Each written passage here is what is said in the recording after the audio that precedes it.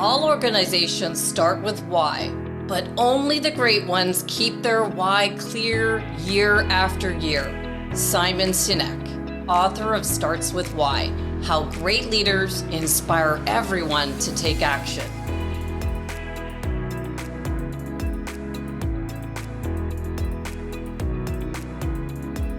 Welcome back to the Neuroscience Meets Social and Emotional Learning Podcast for our 200th episode milestone, with a reflection back on the why behind our podcast, which is the number one question people ask me when I share that I host this podcast. I hope that we can all learn something about why we do what we do as we reflect back on the past 100 episodes that covers 2021 and the beginning of 2022. I've asked a special returning guest from episode number 1, Majid Samadi, Senior Regional Sales Director at Lexia Learning, and my husband, to join me as we reflect back on why we do what we do, as Simon Sinek would say. Welcome back. I'm Andrea Samadi, author and educator from Toronto, Canada, now in Arizona, and like many of you who tune in, have been fascinated with learning, understanding, and applying the science behind high-performance strategies that we can all use to improve our productivity in our schools, our sports, and workplace environments. My vision with this podcast began 3 years ago, and I think it's important to step back and take a look at why we began this podcast, since the why should be behind all of our work to keep us moving forward. And as we think about why we do what we do, I hope that you reflect on why you do what you do and see if you can gain some insights from your why to drive you to new levels of awareness as we do the same. I chose Majid Samadi to join me on this episode because he's really good at launching big ideas, especially those ideas that have a clear why behind them. It was Majid who encouraged me to publish my first book, The Secret for Teens Revealed, to put the ideas I learned from the seminar industry into writing. And when I mentioned that I was thinking about launching a podcast in early 2019, when my website had a podcast theme, his first words were, "How can I help you to begin?" You would think that the person in our household who met Simon Sinek, me, would be his biggest fan. But Majid would be a much bigger fan of Sinek's work than I am. Each year, he trains his sales team on Sinek's Golden Circle so that his sales team launches their year with a clear why behind what they'll be doing to kickstart their year. I'm always looking for a new angle to think about why we do what we do. And I recently saw Matthew Portel's keynote speech at Butler University's 6th Annual Educational Neuroscience Symposium, and it opened my eyes to a new approach to this episode. Matthew Portel, who is currently in his 6th year as principal at Fall Hamilton Elementary, an internationally recognized innovative model school for trauma-informed practices in Metro Nashville Public Schools, opened up his keynote for the Neuroscience Symposium with a completely new way of looking at our why. At least it was for me. Before I bring Majid on, I want us to all think about why we do what we do, to see our work through a new lens with renewed purpose this year. Remember on our final episode of our Think and Grow Rich book study, if you heard it, we talked about how important it was to have a clear vision of our goals, what we do. But has anyone ever asked you why you do what you do?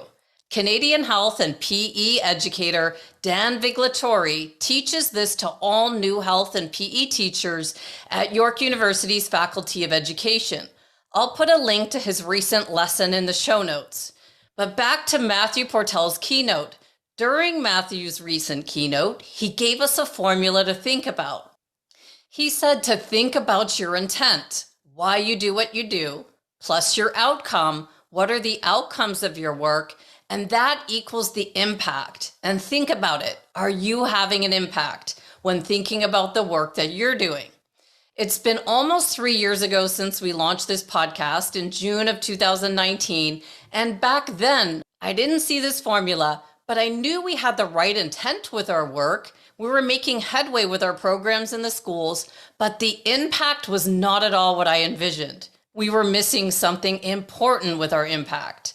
I always had a global vision for this work, and I didn't need Matthew Portel's formula to tell me that our outcome was off. We needed to do something differently to have a larger impact, this global vision. So when I bought a template for my new website that had a podcast theme, and the website developer said, you can just delete that podcast section, I knew I had to do something beyond what we were doing and launch the podcast, putting our best work out to the world for free, completely unaware of where it would lead us. 3 years later, we hit the top 15 best SEL podcasts for 2021 and the top 20 best neuroscience podcasts for 2021, featuring some of the leading experts in neuroscience, education, and the brain. And I know that the impact is beginning to match the vision that I saw. Think about Matthew's formula with your work, and let's welcome my better half, the one who's watched me with this work since those early days when all of this was just ideas scrawled on paper all over my office walls. And he said, are you ever going to do something with those ideas? Let's welcome Majid Samadi.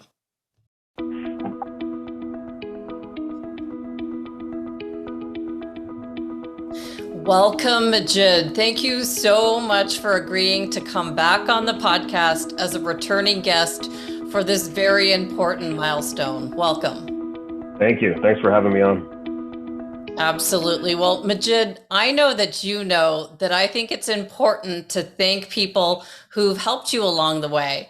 And it's always been very important to me. And I think you'll remember that I once drove 3 hours each way to thank someone who infused me with ideas and support over the years. Do you remember that?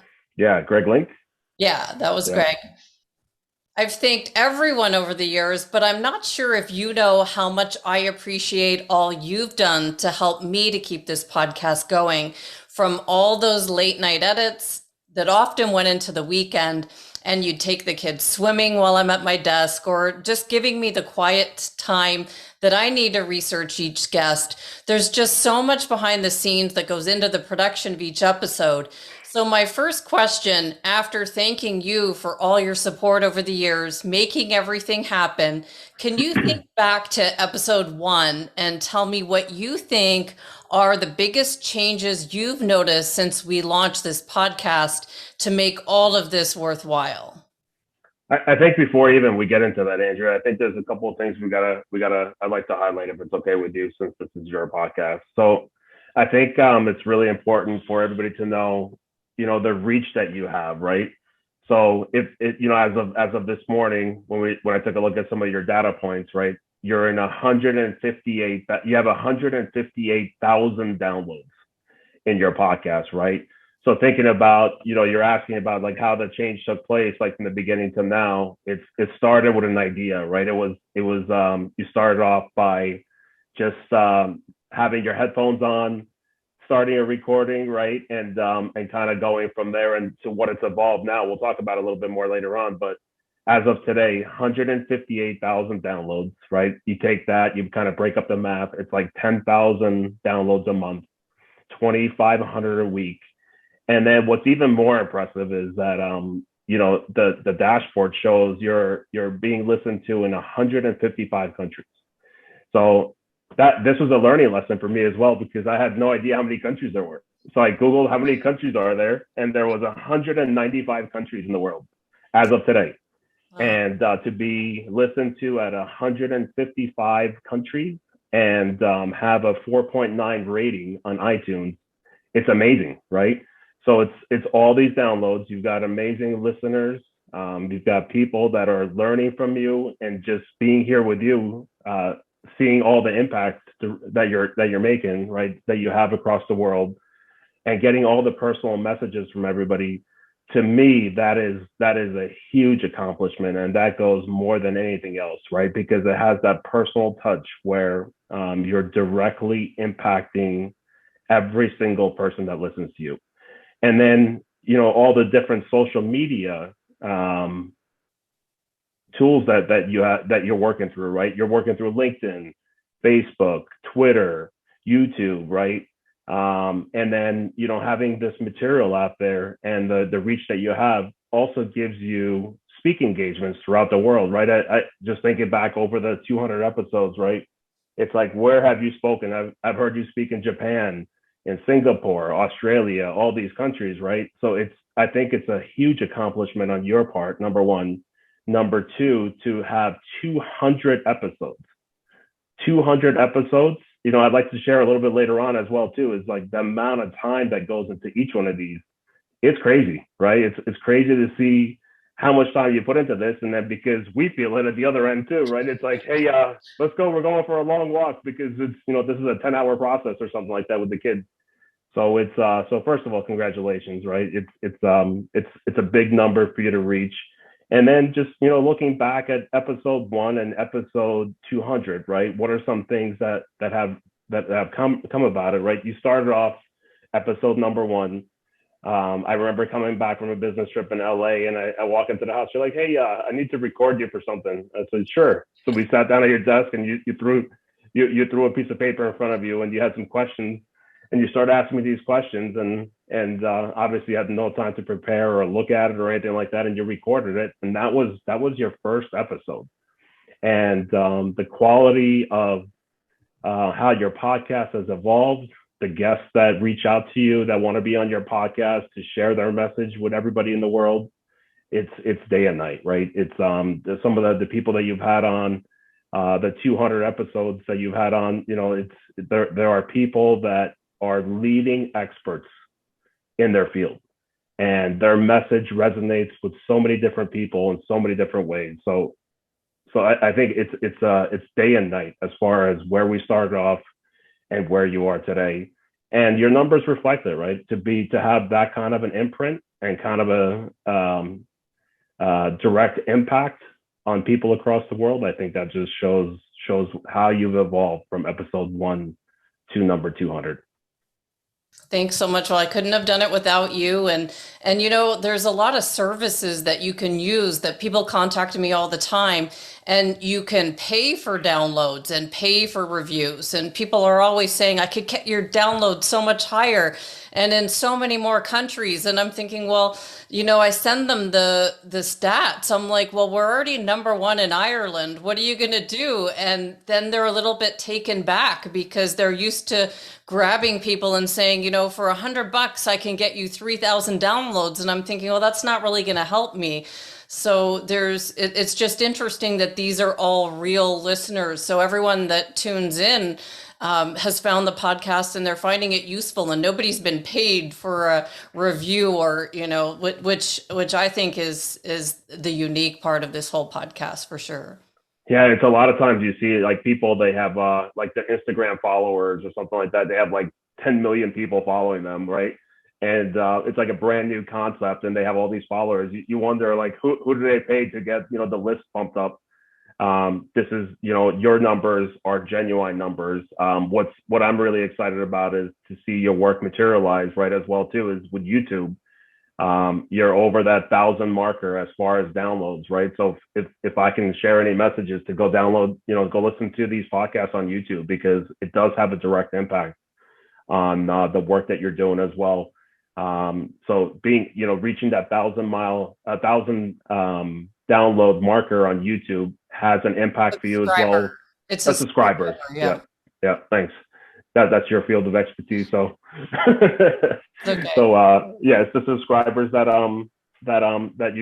they help monetize this for you a little bit as well, right? Because you're doing this out of the kindness of your heart. You really believe in the message, you believe in the work that you're doing, and you want this message to resonate with everybody out there that can benefit from this, right?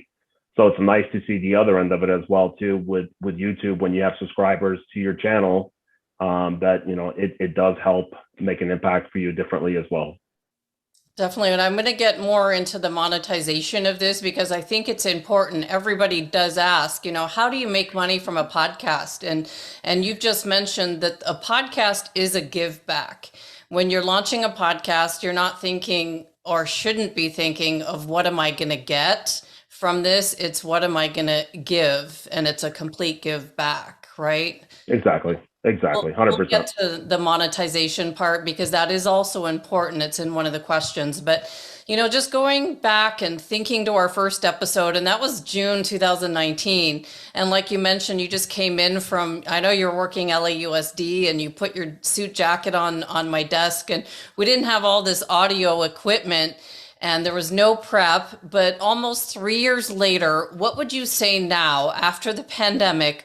Why are these skills, social and emotional, in our schools and emotional intelligence in our workplace so important?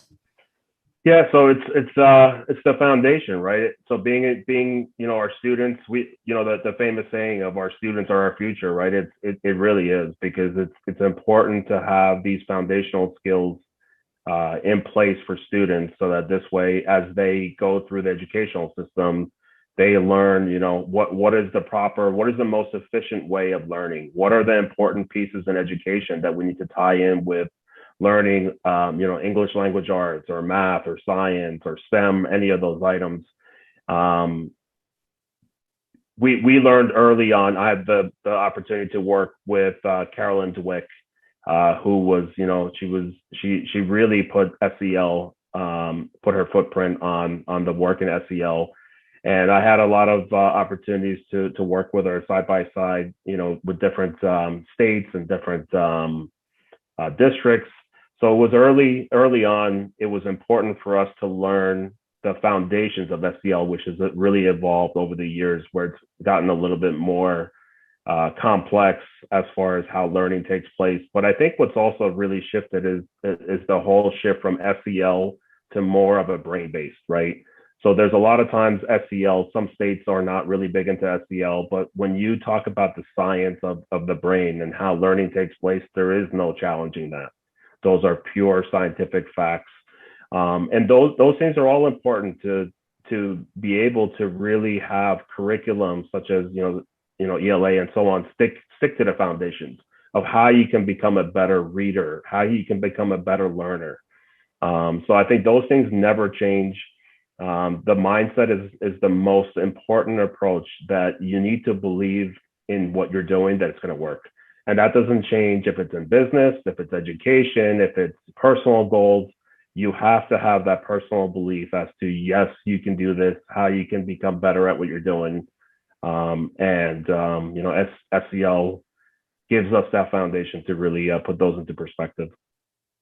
And so, what are you seeing as the shift? Because I know you work in the schools and you've seen how this is impacting kids in our schools, and everyone and everybody knows social emotional learning. It started as curriculums, and schools are implementing it in many different ways all over the country. But then you add the importance of the brain based, and then you see the outcome of that as you're managing a group of employees in the workplace. So how do you see all of it is so important now for the end result, being successful in life, in the workplace? Yeah, so I think it all ties back with your why, right? You have to really understand your why. Your why has to be clear as to why you do what you do, right? And when you love doing what you do, you're going to be successful. So thinking about the purpose, why, whatever position it might be, you could be a mechanic, you could be an educator, right? You need to figure out what your why is. For example, as a mechanic, your why is that, hey, I want to help other people make sure that their cars are fixed correctly, so that they're safe. As they're driving the vehicle, they don't break down on the side of the road. If you're an educator, right, my why is that I want to make sure that I'm making an impact with students, so that this way they are successful in life. I'm contributing towards their success as they're moving forward. So when you figure out your why, I think that's you stick with that. You need to set goals for yourself as far as what you're, how you're going to challenge yourself to be successful in whatever you may be doing. It's those are a couple of things. And then as you go through things, what the impact that you're going to have, how you're going to be better at what you do, is you have to make sure you have clear communication, right? You have to be able to communicate what things you might need to be successful, what things are important to you. You need to talk to your manager. You need to talk to whoever you're working with, that what your expectations are, how they align with your mission of your company that you work with. And at the end, make sure that we all understand what the end result is for all of us. What gives us that self accomplishment? Is it hitting your goals? Is it making an impact with more educators? Right. Just be very clear as far as what are some things that are really important to you and what gives you the satisfaction that you need.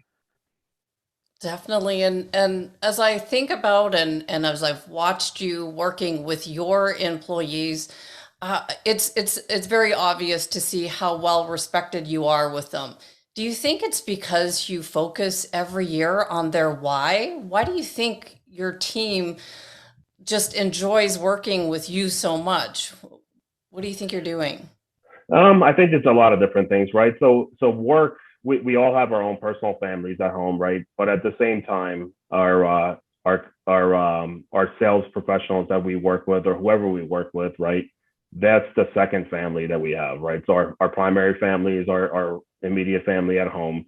And then our work family is a separate family. You have to treat whoever you work with, whoever's on your team, whoever you're side by side with, that it's part of our family. We all have to make sure that we have the same intentions, right? We're here for each other. We support each other. I think there's nothing more important than colleagues knowing that we all are working for the same message. We're working towards the same goal, right? And we're in it together. Whatever help you need, we're going to be there side by side, working together. Their success is my success. My success is their success. So we're all on the same page. We have the same mission, and really, the second family is getting to know people you work with on a personal level, right? It's hard. It's easy to get really entrenched with your work on a daily basis, as far as all the challenges we go through and all the great impact we have. We celebrate together our big wins, right? When we're able to help more kids, when we're able to help more educators. That's what we do, why we do what we do, right?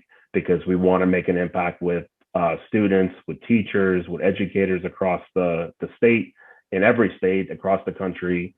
And for us, you could be in sales in whatever capacity you want to be. If you want to be selling cars, you want to be selling cameras, whatever it may be, right? It's whatever your personal connections are with. For myself, it's been in education. I've been in educational sales for almost 24 years. I've worked for some different companies, and at Lexia, it's an amazing place. We have such a great mission where we're focused on helping educators and students across the country in literacy. And when we're working side by side with our second family, right? We celebrate together. We get through challenges together. And at the end of the day, when we give it all and we have the same mission, we're going to be successful. Got it. It's almost like our students where they have individual needs for their learning and the coworkers that you work with have individual needs. And so you've got to uncover those like differentiated learning for students and employees. Mm-hmm. Exactly. Yep. That's exactly what it is. It's just making sure we all understand what our needs are, right? Hmm. Definitely. I think it's powerful to see the connections and why you've been so successful in the workplace. And so that brings me to my next question, because I've always said that you're my quality assurance department, because every guest has been vetted by you after I've chosen them first, just to be sure that they align with the most current research with practical strategies that we can all use and implement. And you've kept me on track with this vision of having high quality guests. And it's not the first project that we've worked on together. We did the Teen Performance Magazine 12 years ago, and I still remember you on the phone with Taylor Swift's PR team.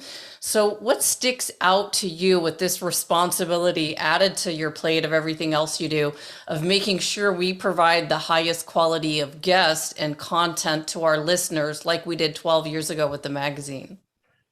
Yeah. So it's not a big deal, right? Because I'd love to see your success, right? It's your passion of how I don't remember how long ago. It was probably 20 years ago at this point, 18 years ago, where you were writing your own book, and you would sit, in a park somewhere and sit down and write your script and how you visioned about how you can make an impact with kids.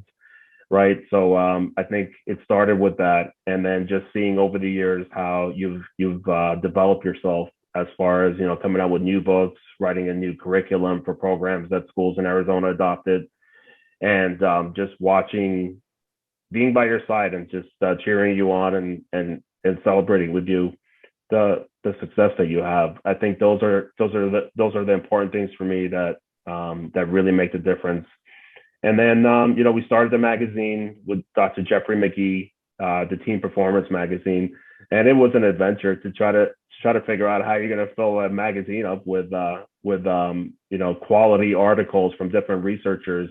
I thought that was going to be the hard part, but the hard part was actually monetizing that magazine, right? To make sure that it covered its cost, right, as far as producing that magazine. But that was a real challenge by itself. It was hard to sell advertising, and so that's why that project is no longer around. But with this shift that you've had as far as going to the podcast, I think the message needs to be very clear and concise. It needs to be coming from highly developed research people that can really contribute towards this. I know the amount of work that goes into the podcast, just watching, how you've gone about it. For example, if you had somebody coming to you that were an expert in neuroscience, you would start off by reading their book, doing all the research as far as all their work, right? This is just without even getting into the podcast, right? And then sitting down and actually making the questions, setting up the backstory, right? And then, everyone thinks that it's really easy to hop on and just do a podcast, but I can tell you firsthand the amount of time that goes into creating a podcast. I would say that it's a good 2 to 3 days, if not a week, of just researching the person, getting all the questions down. And then, you're a one-person show. The editing that goes in, it's about 8 to 10 hours of editing for you to edit those to make sure that it's high quality, high standards, and the message is created perfectly, right? So I think there's been a major shift as far as the watching you grow over the years into what you're doing today, and your success is showing at number 200.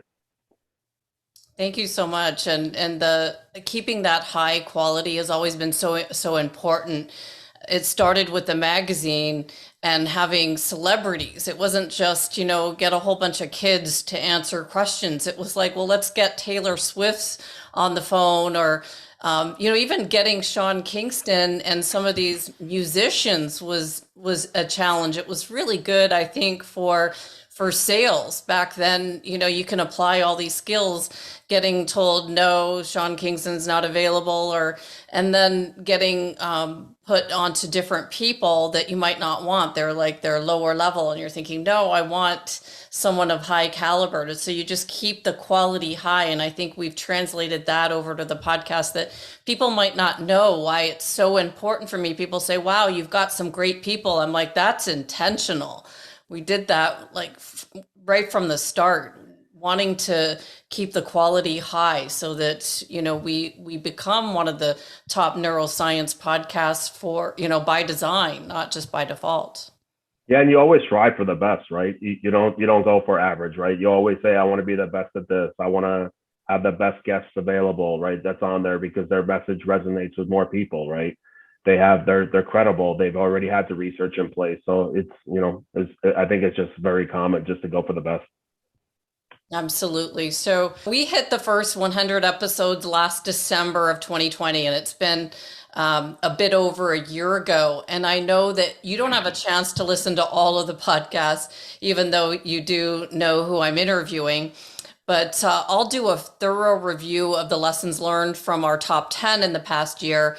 But I wonder, since we're immersed in each person before, during, and after the interview, is there someone that comes to mind, or, maybe your top couple that stick out that you remember as I've been going through the interview process that you get to watch?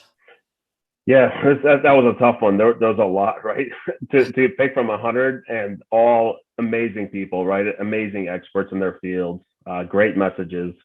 I think that the couple that really stand out in my mind were it was your latest one, that was the first one, the latest one that you did, the summary of Think and Grow Rich, where you dedicated that to Bob Proctor. I know while you were doing that before your last episode, Bob did pass away, and he was a mentor of yours where you started the whole all the professional learning you started through Bob, and expanded that way as well.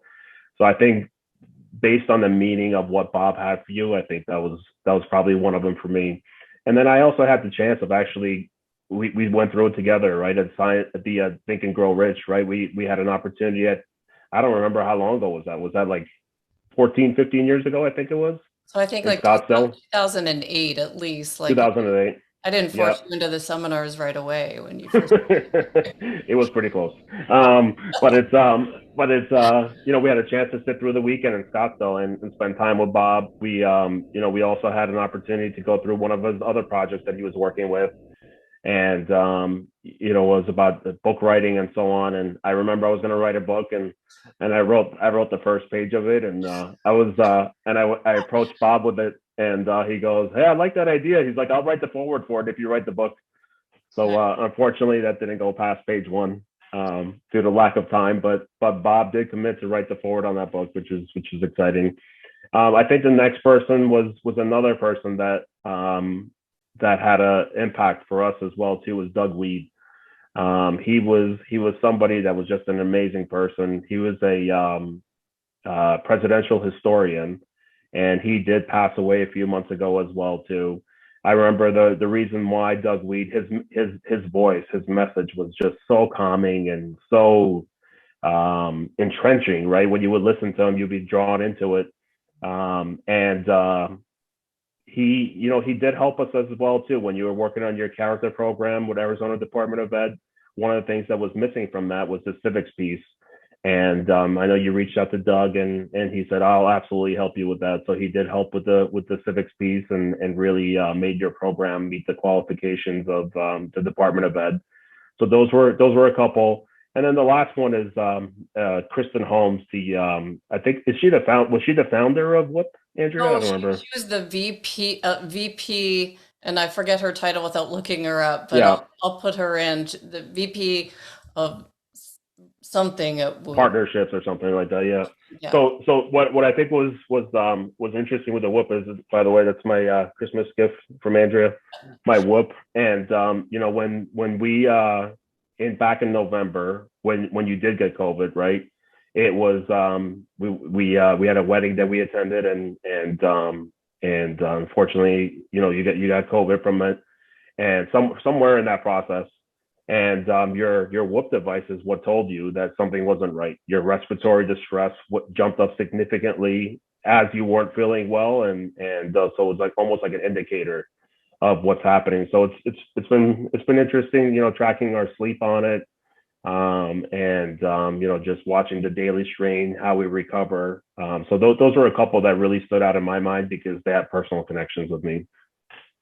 Well, it's fun to hear who you were going to pick because, the two are the reasons why I do what I do.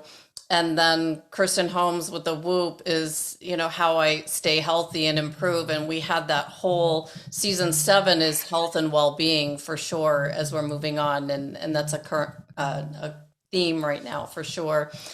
So since you've watched the vision of Achieve It 360 from the beginning, so if you can think back to those early days where we spent hours just coming up with our website URL, how do you think we've evolved over the years? You kind of touched on it in the beginning, but where do you see from our beginning to where we are now?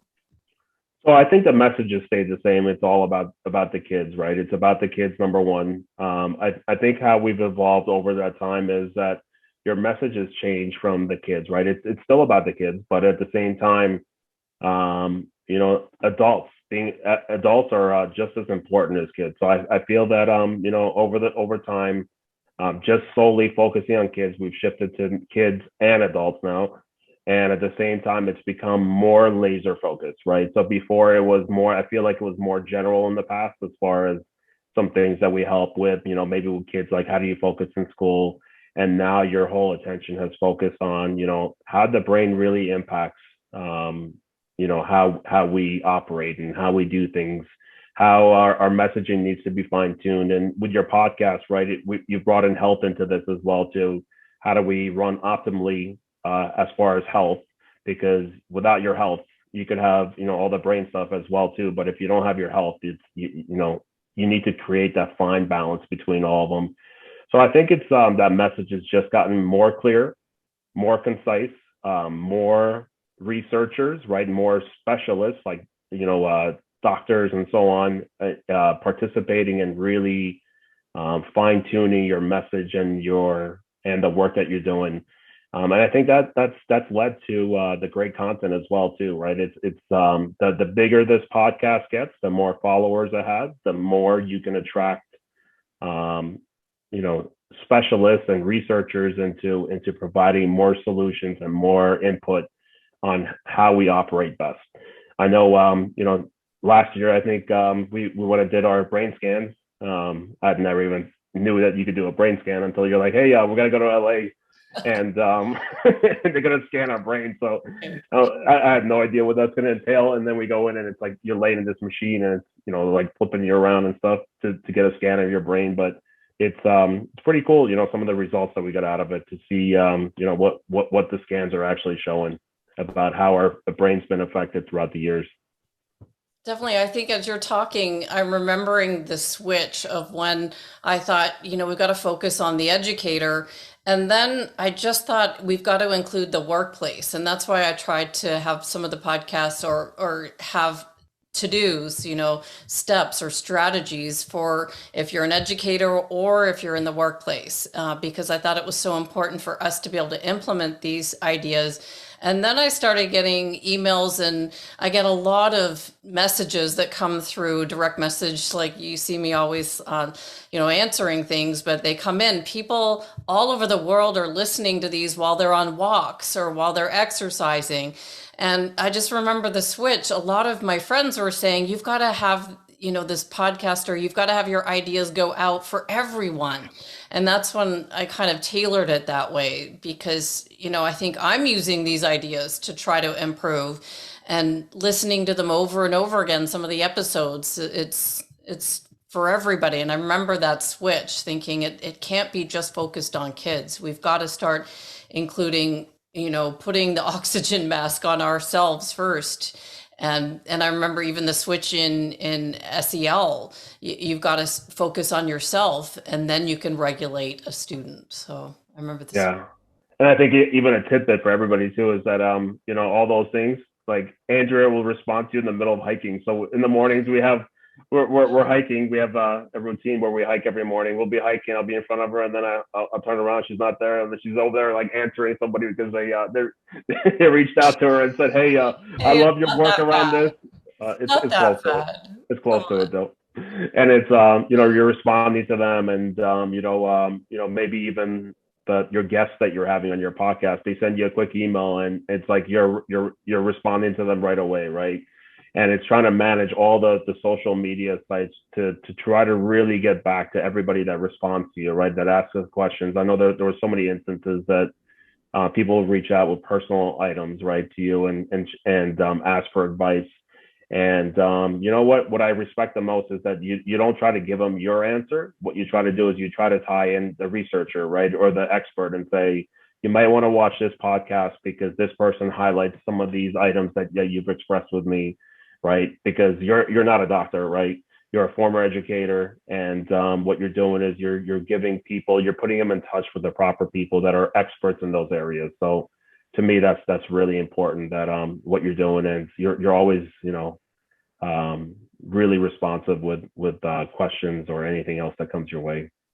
Yeah, that's like a full-time job for sure. The biggest one, I think, was the review of the Fisher-Wallace brain stimulator.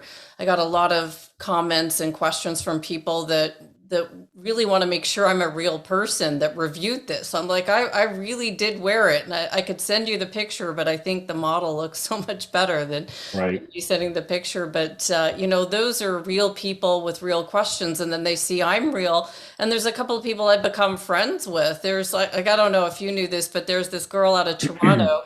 and they wanted to buy the device, and it's called something different when you buy the Fisher Wallace device out of Canada, and the pricing is different. And so people just want to make sure that, is this a real thing? Like what's going to happen when I wear this? And then when I wrote back, we this one girl, we became friends, and I realized, wow, she's not far from where I grew up in Toronto. And so it just makes everything real when you answer people from the heart, and like not saying, making sure that I say, I'm not giving you any medical advice. I'm just saying, this is my experience.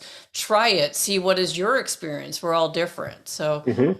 I think that's where, people can see that there's a real person behind this podcast. Yeah, it's even interesting that we're in the same house right now. We're our office, separate offices, right, and we're having this conversation, right, as well too. Yeah. There is so much content, there's so much information, right, that you're sharing with your listeners, that it's absolutely amazing. Thanks so much. It's been fun for sure. And I know that we've talked already. Yeah. So this podcast was actually created by design to consist of the highest quality content that was going to be a course for an educational publisher, as you remember. And the idea was that this information would be free for those who didn't have access to this information. And so when that idea didn't work, I thought that I really owed it to put this information out, because a lot of people don't have the means to go study with a neuroscience researcher or to study some of these courses that we've been blessed to have gone to. And I have all these notes, and I just thought it's my duty to share this. And so as someone who drives sales with your sales team, why do you think that, we need to think about the give back, but we also have to think about monetizing our ideas, and maybe perhaps looking at ad space on the podcast? That's something that I've just been resistant to. So what's your take on monetizing what you're doing so you can continue to sustain it? Yeah, monetizing, I think, is the foundation of anything you do, right? I wish we were all had the gift of having unlimited funds where you never have to worry about about the money part of it, right? But I think it's really important that whatever you do, this is a full-time job that you're doing, right? As far as the podcast, it's day and night. I know, like, you get up sometimes in the middle of the night to hop on a podcast with somebody from overseas, releasing your podcast, right? So a lot of people, like we said earlier, they want to do podcasts, but they just don't know how much of an investment of time this takes. And, editing it. And, I just want to make sure that everybody understands as well. You keep referring to we, right? It's all you. The podcast is all you. It's not me sitting there and doing editing or asking questions or researching, right? My only part in this process is that, hey, this person has approached me about this. What do you think, right? I just wanted everybody, I want everybody to understand how much of a time commitment this is for you, and the amount of work that you put into it. So monetizing this is really important, because everything has a cost. Your time has a cost. The equipment that you use has a cost to it, right? So opening it up for ads, it's great, right? It does take away some of the personal touch of it being a really good learning experience. But I think everyone's gotten used to it at this point, right? If you listen to some of the really big podcasts, they also have ads that run in the background. I think what's helpful is that the subscribers on YouTube, if more listeners can go subscribe to the YouTube channel, that helps with monetizing it a little bit as well, right?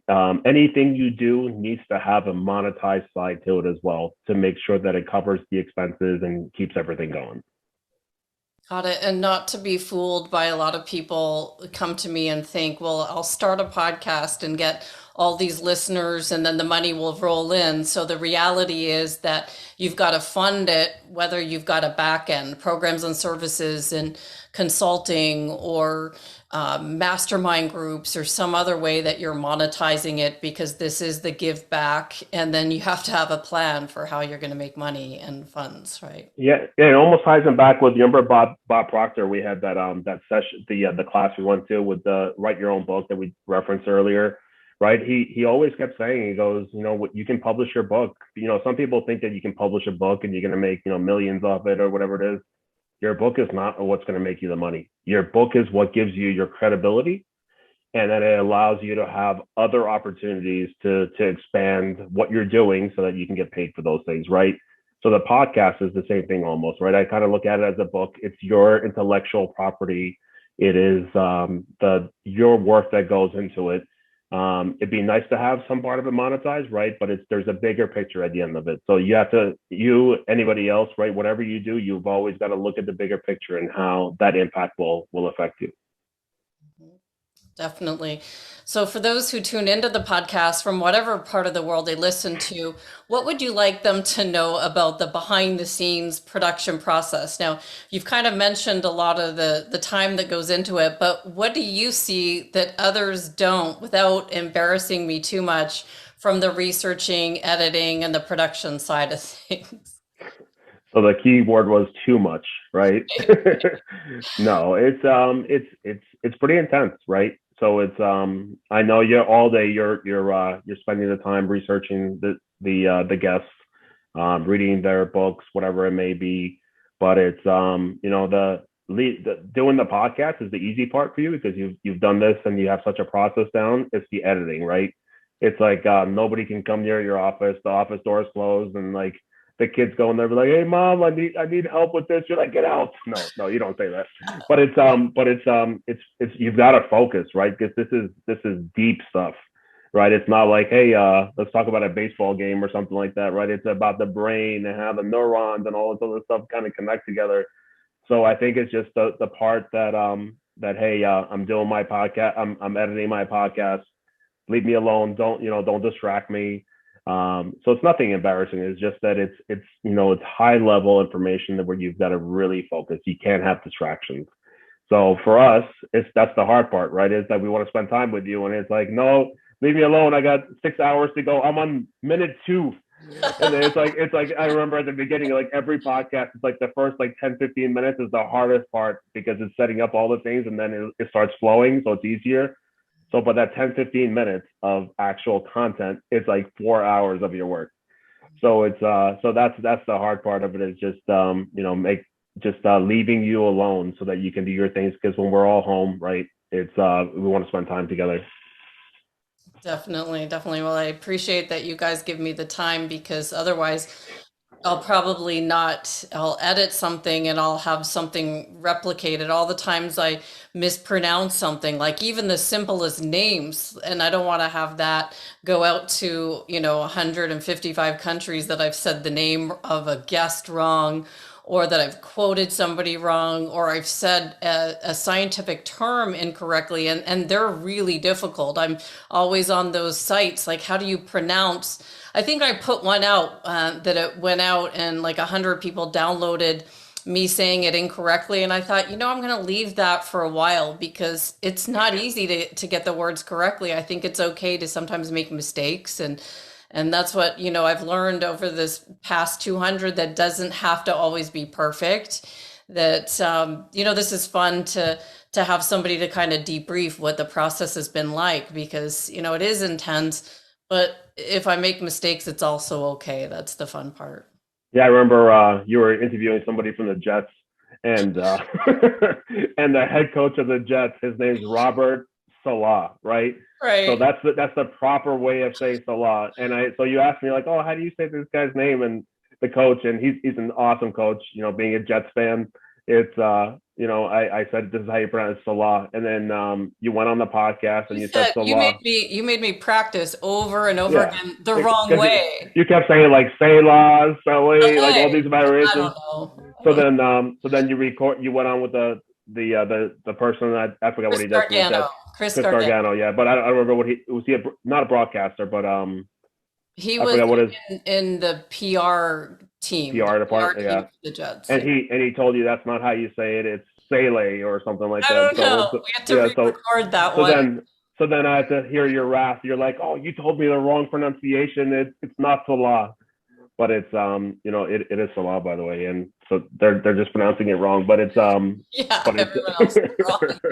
We had to but it's re-record the Chris Gargano episode, which I was so know. much fun. I got to spend more time with him, but oh my gosh. I know, but it's all right. It's all good. Everybody has different pronunciations and how they say things. So it's it's there's a lot to it, right? That's just one part of it. Right, definitely, definitely. So, I wasn't sure what you were going to say about what it's like from your point of view and the kids' point of view, but it's definitely needs focus, but also it's okay if we make mistakes in editing and I have only done one live one. We did the live one with Kate in Hawaii. Hmm. And that was fun, just bringing the equipment to be out on the balcony and then recording, and everyone across the beach could hear the podcast, which no one knows from their end, but you're like, talk quieter, everybody could And hear.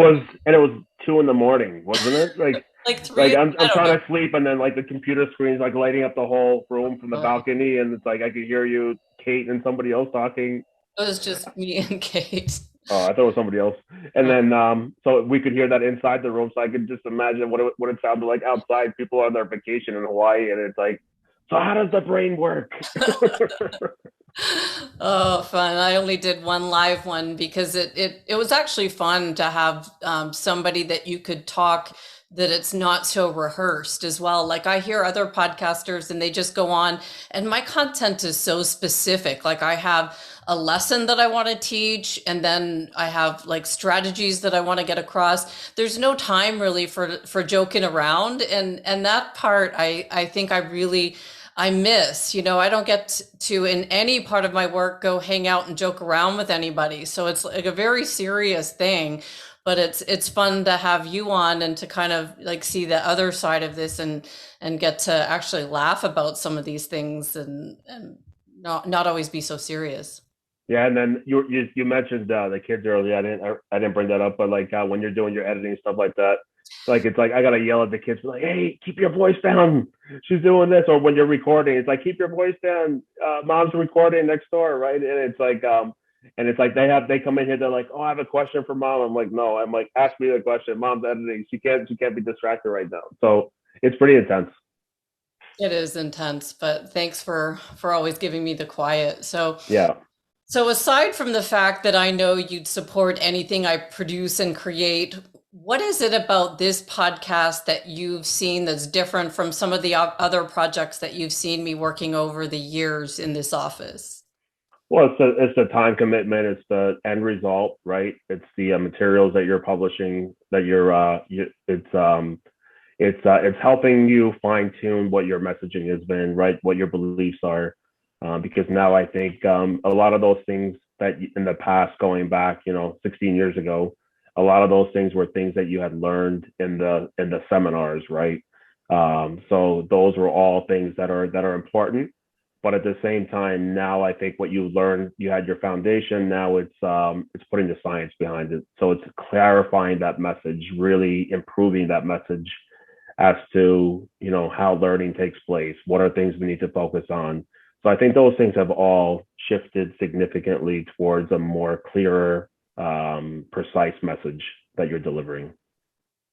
I love that because I've learned so much from your company, Lexia Learning, and the science of reading. And I had no idea about the research other than what I had found. You don't know what you don't know.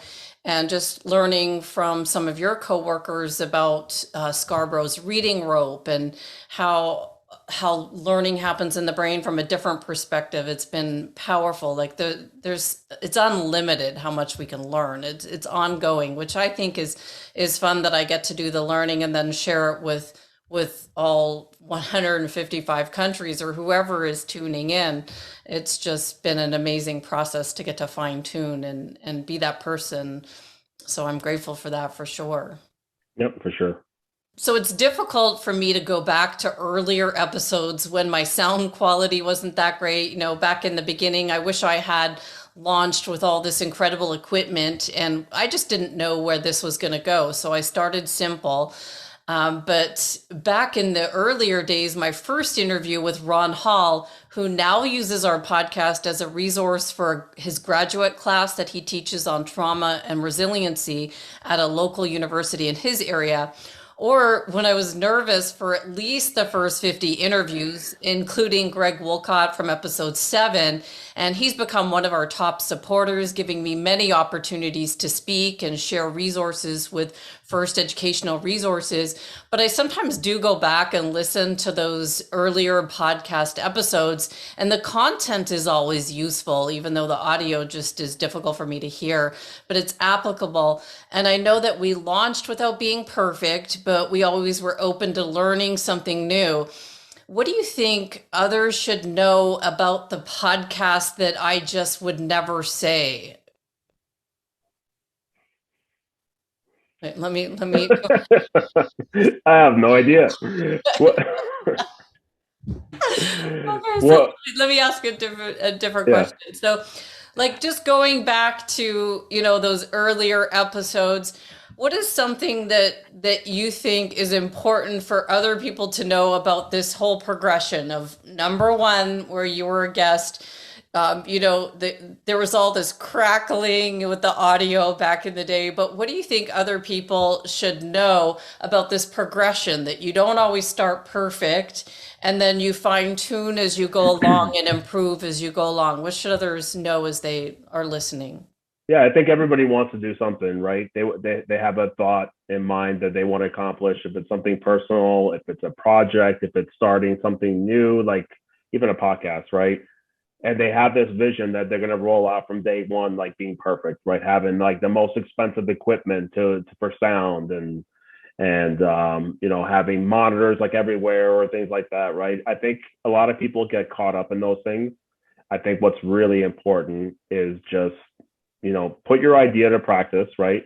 Just get going. It doesn't matter, right? So even you mentioned that going back to the first 50 maybe, right? Where the sound wasn't the best, it was crackling. It's not about the sound, right? It's about the content. It's about the message, right? So whatever your goals are, just hit the ground running. You improve it as you go, right? So as you could start off with, you started off with, I think it was like earbuds. You started off as your sound thing, and then slowly you went to, just looking back, there's like a microphone over there. There's a microphone over there. You've progressed, right? You went to a different microphone. You found something that was a little bit better. Then you, our old neighbor across the street, Troy Busso, right? He recommended the soundboard that you have. Now the soundboard has given you good quality. I know when you were going through your Think and Grow Rich, your soundboard was in for service. It stopped working. So, I know you felt the impact of the audio not being there, but you just got to remember, you just got to run with it. Don't worry about the little fine tune stuff, the fanciness of the sound or this and that. It's the content that's what's important. That's going to make the impact. No one's going to care about the quality of the sound. And if somebody makes a note about the quality of the sound and doesn't pick up the message, the actual content that was delivered, then they're not in there for the right reasons. Got it. So let's think about, we've got that idea of a podcast that we launched. And I know you're really good at launching ideas, right? So what else can you think about from someone starting something brand new? Like, I don't know what it could be, a business idea. What kind of vision do you think that they have to have from the very beginning of starting from nothing to the end vision that they, want to have something moving or happening? What's the process that they have to go through? Well, we talked about at the beginning, right? It's your why. Figure out your why, right? If you don't know what your why is and why you're doing what you're doing, you're not gonna get anywhere, right? Be in it for the right reasons, right? Let's say somebody wants to open, some kind of a store, right? Let's say they want to open an antique store, right? Why are they opening an antique store? They're opening an antique store because they love working with antiques, right? They love the hunt for finding antiques, finding gems, in different, maybe like in a garage sale and an estate sale, right? So they have that passion of creating, the whole concept around antiques. And then why do they want to do this? They want to do this because they want to make money on it, right? They want to find the gems, make money on it. They want to make somebody happy at the other end that actually loves a piece that they might have, right? So it's create your why. Why are you doing what you're doing? Just you don't need to go huge and go say I'm going to open a 10,000 square foot store. Open something small, right? Get going, get the revenue in place, get your sources in place where you find all your things, right? And then as you go, you slowly start expanding. A lot of people go all big right at the beginning and their idea doesn't take off, right? And then they start falling apart. They can't pay the bills, they can't cover their expenses, and that idea is squashed. It's over, right? Then they start, instead of being in the positive, they're in the negative where they're in the hole. They have to pay all these bills. They can't keep up with them. So those are some of the things. So my recommendation is always make sure that your foundation is strong. You built a business model from something smaller, and then you expand as you go along. The more revenue you have, the more success you're having. You can always expand upwards instead of going all big and then failing. So I kind of talked about this in the backstory that you won't know. I've recorded that ahead of this interview where I talked about Matthew Portell. You were listening to him while we were driving around on the weekend when I had, my phone going. Oh, yeah. Listening to the Educational Neuroscience Symposium. And remember, he was playing those awesome songs and just motivating the crowd. He talked about having an intent, which is our why, and then an outcome, like what outcome do you want to have? And then what's your impact? And so as I looked at all the work we've been doing over the years, I knew that we weren't having the impact before we did the podcast. So that's what I talked about. You have to look at, are you having the impact? What's the outcome? Do you have the outcome? And so that's another way of fine tuning whatever you're working on, is to look at, are you having the impact? Are you having the outcome? Because you might have your why, and like you said, but it's not working. So how do you know when to give up an idea because it just flops and it's not the right idea? And how did I know that the podcast was going to have this impact? I didn't. That's why I didn't buy the soundboard from day one. I was just watching the numbers. So it's like, how do you kind of know if it's going the right way and you have to keep continuing, or do you have to give up certain ideas? It's the hardest answer, right? I don't think there's any answer. I think it's if your values are aligned with the idea, and you spend the time in becoming really the expert in whatever that may be, right? And you give it all, right? You've got to really believe in your process. You've got to put the pieces together to make sure that you're successful. You just got to go with it. Sometimes, not every time you're going to win. There are times you're going to fail, right? Even, you might even be successful and you decide to branch out and try something different, and that doesn't work out, right?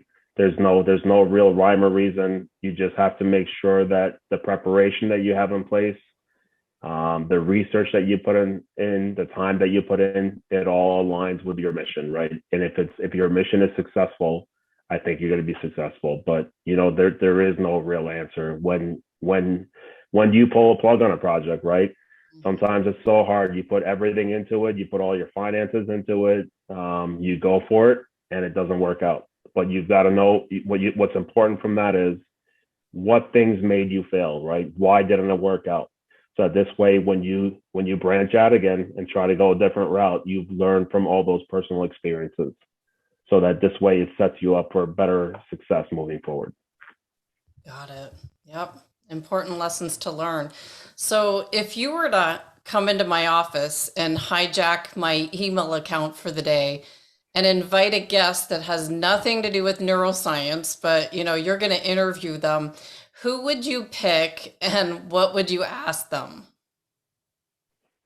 Nothing to do with neuroscience? Yeah, just somebody that you think, who would you want to talk to or pick their brain? It doesn't have to do with neuroscience. It could, but who would you pick? Who's somebody that you think would be a good person to have on the podcast? Who would you want? So I'm into sports, right? So I love my sports figures. The jersey I have hanging up in the back of my office, Mike Piazza, he might be one person that I might reach out to. He was growing up in New Jersey and being a Mets fan my whole life. It's he had a direct impact in what the outcomes of what happened in New York, especially during 9/11 when I was a firefighter in New York, outside of New York City in New Jersey. The city was in such shambles from what happened. And, Mike Piazza was the catcher on the Mets. And, the Mets and Yankees always had a big rivalry together, the two New York teams in baseball. And, it's actually really interesting that year, the two teams that went to the World Series were the Mets and the Yankees. And Mike Piazza carried the Mets all those during all those games in that season to the World Series. New York City was in such a bad place when 9/11 happened, and they canceled some baseball games around it as well too. But when the players went back to the field, Mike Piazza hit one of the biggest home runs that really reunited like the energy in New York City, and it really put energy behind the team. And what I would love to find out from him, what did it feel like that? How was he able to step up and really make a big impact in changing the energy of the entire city, right? Based on how he played in the stretch, going to the playoffs that year. So for me, that'll be one for sure.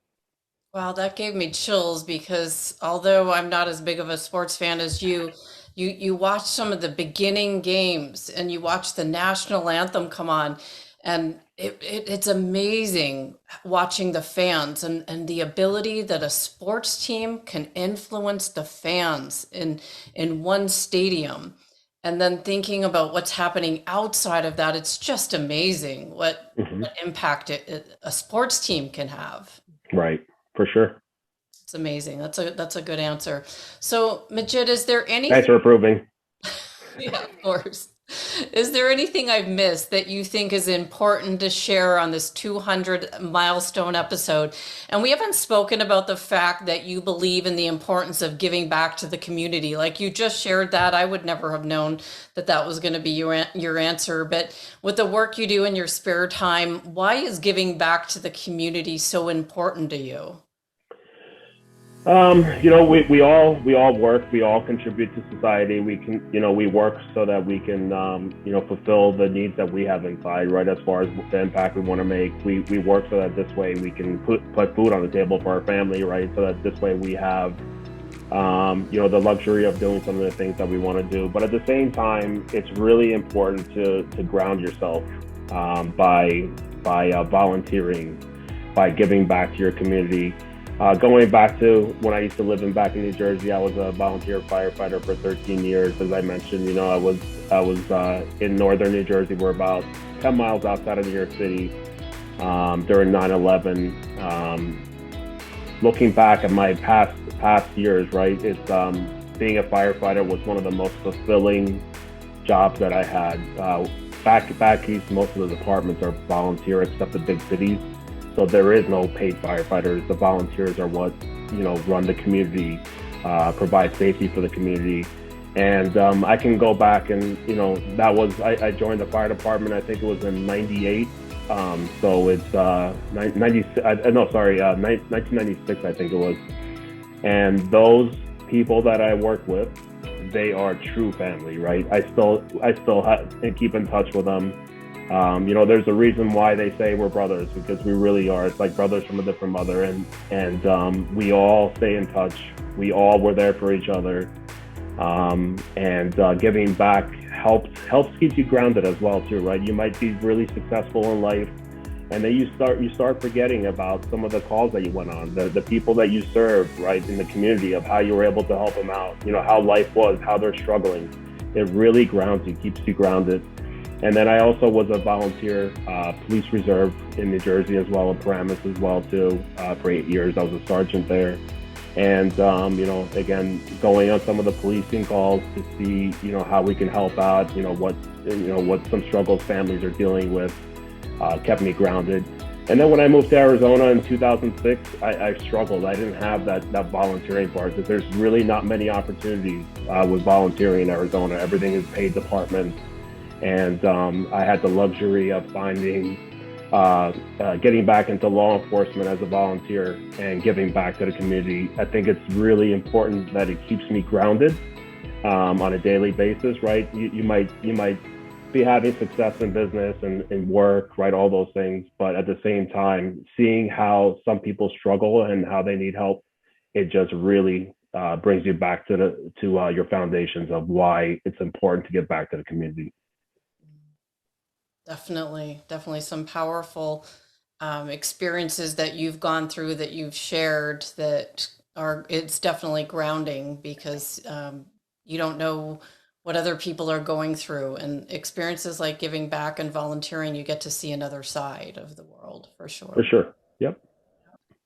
So, Majid, our time has come to an end here. I'll let you enjoy your evening instead of doing more work. But I want to thank you so much for coming on this podcast as a guest, again, as a return guest. And I want to thank you for your support behind the scenes, because without you, I could not do this podcast. So you make it possible. I'm proud to be the one who does this thing called life with you.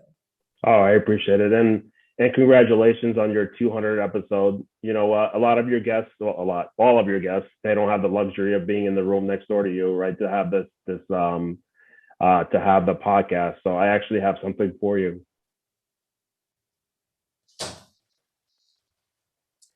Oh my gosh. Oh my gosh. So now I'm crying on my podcast. So he always makes sure that that we have flowers. The girls in the family have flowers on our desk. So if you ever see flowers in the back scene, that would be my husband making sure there's always flowers for the ladies in the house. So it's not just me. He makes sure every Valentine's Day, if you watch a podcast, there's always flowers on my desk. So when I cry, my whole face turns blotchy, but it's not been the first time my eyes have got red interviewing somebody, but thank you. This is very special. Thanks so much. It was unexpected. You got it. Congratulations on 200 and keep up the good work. Absolutely. So just to close out this episode, I want to just have everyone think about why we do what we do.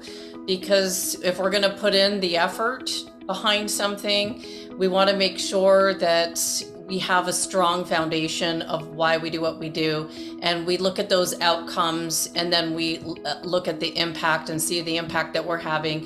And again, I want to thank the listeners that tune in all over the world, 155 countries. Ireland, thank you. Whoever's listening in Ireland, we're #1 there right now, so thank you for tuning in and keeping us in the top 100 charts in Canada, US, Australia, and the United Kingdom. So thanks to the listeners for tuning in. I hope this podcast episode has given you a little bit more behind the scenes of what it's like. You know, we're real people here. There's an office and there's a family behind the scenes of this podcast. So I want to thank everybody and my husband for coming on this 200th episode. Thank you. Thank you.